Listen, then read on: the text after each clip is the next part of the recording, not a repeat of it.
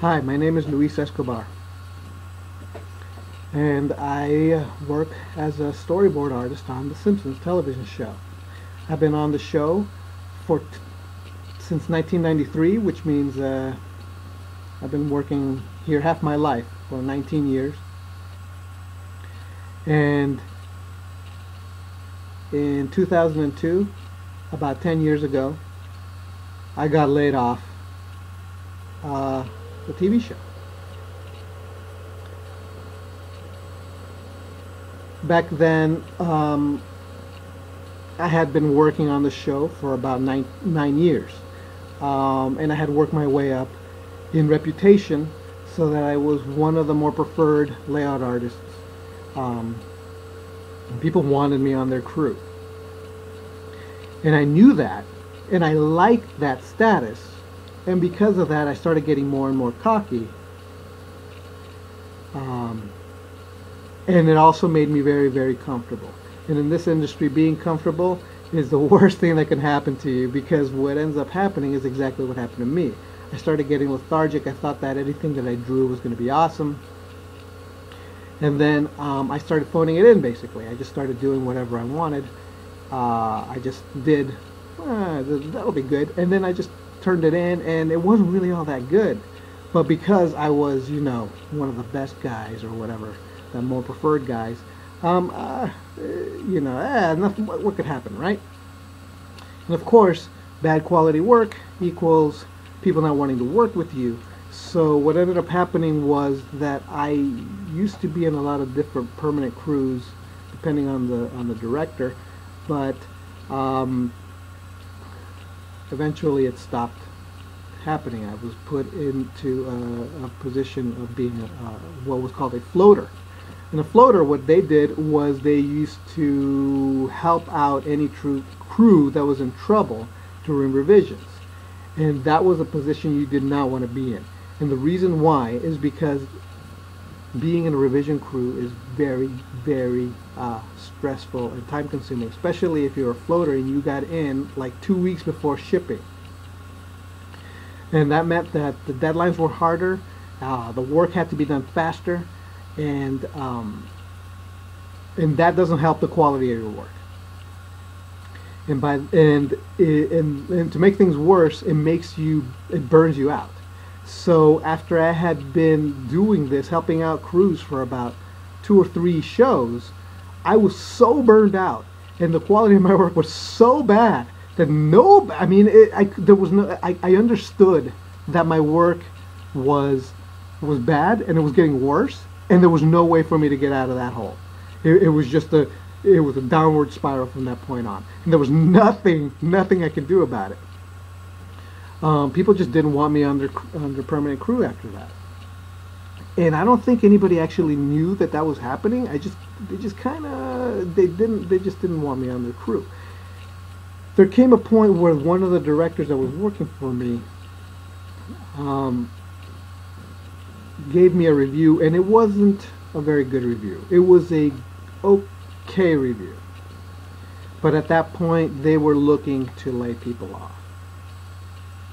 So when the season ended, they told me that there was going to be I was going to come back next season, because during hiatus, we have a hiatus time, a period about 2 or 3 months, 2 or 3 months, depending on the quality of your work and how much in demand you are. You go on hiatus, you take a short break. Well, my hiatus lasted 1 month, then 2 months, and 3 months, and then I was like, what? And I had a friend at the time who was a background guy who called me up and said, I heard through the grapevine that you ain't coming back. And I was like,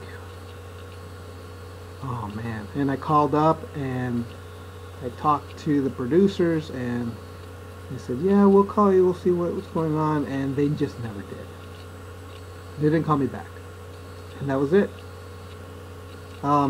It was a soft layoff, but it was a layoff. So for an entire season, I didn't get hired. Now, here's the thing. because that happened, that was probably the best thing that could have possibly ever happened to me. Because from that, I did so. It was a very life altering experience. Sometimes things like this are the best things that could happen to you, and it definitely was one of the best things that could have happened to me. I found myself. I found what I really wanted to do. I knew what I wanted. I mean, I met my wife during that time. I mean, it wasn't so bad. It wasn't so bad. And then a year later, circumstances. It's a completely different story, but circumstances came about where I called the show again, and they're like, "Oh yeah, come back. Yeah, you could start this day." And it was like, what? Like they had never, like they completely forgot that they didn't want me. Like it was like, "Oh yeah, hey, come back." And I was like, "What?" It was crazy.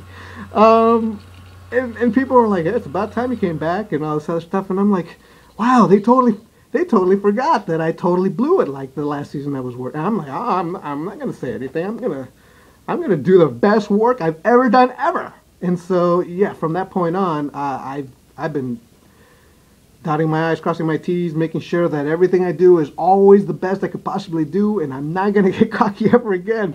And yeah, so that's the story. So if you're in the animation industry or any kind of art industry, don't get cocky. Don't get cocky. Don't get cocky, kid. Because you never know what's going to happen. It's probably the worst thing you can possibly do. The moment you think you know is the moment you cease learning. It's the moment you're going to stop completely learning anything. So don't get cocky. All right. If you like this video, let me know. Comment in the comments below. If you have any questions for me at all, ask me. I will answer you like this, even on a video. And if you want to opt in to my email, opt in down below. Trust me, I'm going to add more stuff there. During my emails, you get all kinds of fun things. You can read all the different stuff that I've already written, that I've already sent to people who are in my email list. It's kind of like a secondary blog almost. And you get a little bit more personal with me because there are things that I can't put on the blog that I can't put on email. All right, so opt in, comment, ask any questions. I'll be waiting for those. I'm looking forward to it. All right. Thanks a lot.